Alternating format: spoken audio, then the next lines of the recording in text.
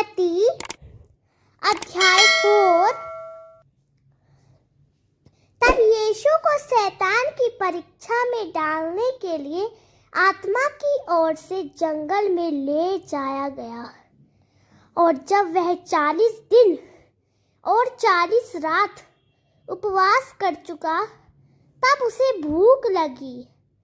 और जब परीक्षा करने वाले ने उसके पास आकर कहा, यदि तू परमेश्वर का पुत्र है तो आज्ञा दे कि ये पत्थर रोटियां बन जाएं। परंतु उसने उत्तर दिया, यह लिखा है कि मनुष्य केवल रोटी ही से नहीं, परंतु हर एक वचन से जो परमेश्वर के मुख से निकला है जीवित रहेगा।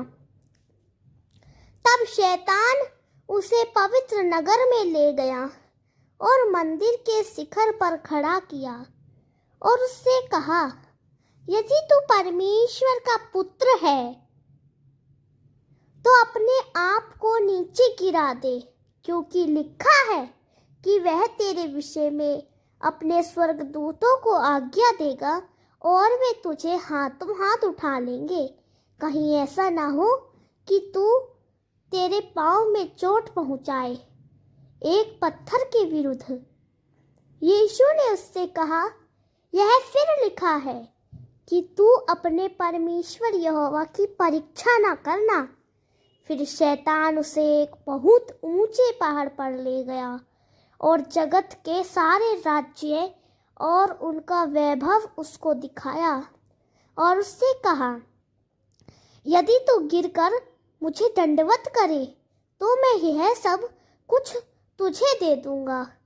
तब यीशु ने उससे कहा, हे शैतान, यहाँ से निकल, क्योंकि लिखा है कि तू अपने परमेश्वर यहोवा को दंडवत करना और केवल उसी की उपासना करना।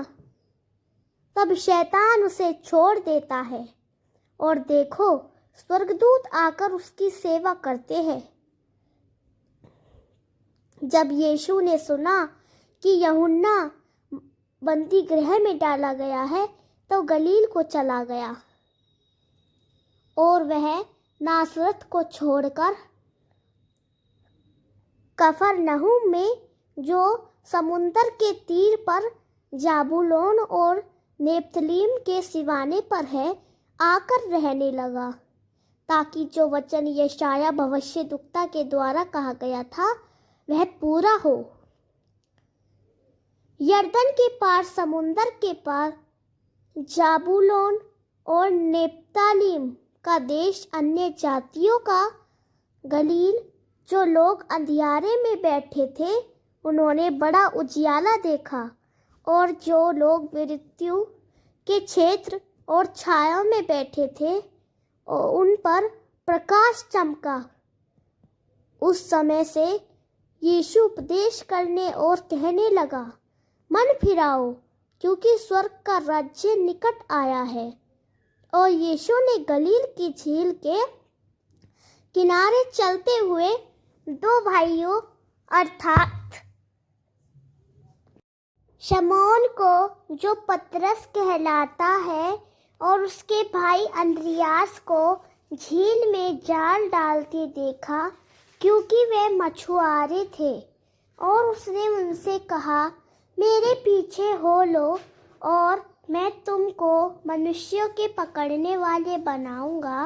और वे तुरंत अपना जाल छोड़कर उसके पीछे हो लिए, और वहां से आगे बढ़ते हुए उसने और 2 भाइयों अर्थात जबदी के पुत्र याकूब और उसके भाई यूहन्ना को अपने पिता जबदी के साथ जहाज पर जाल सुधारते देखा, और उसने उन्हें बुलाया।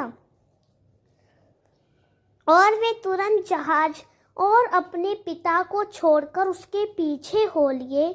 और यीशु सारे गलील में फिरता रहा और उनकी सभाओं में उपदेश करता और राज्य का सुसमाचार प्रचार करता, और लोग की सब प्रकार की बीमारियों और दुर्बलताओं को दूर करता रहा।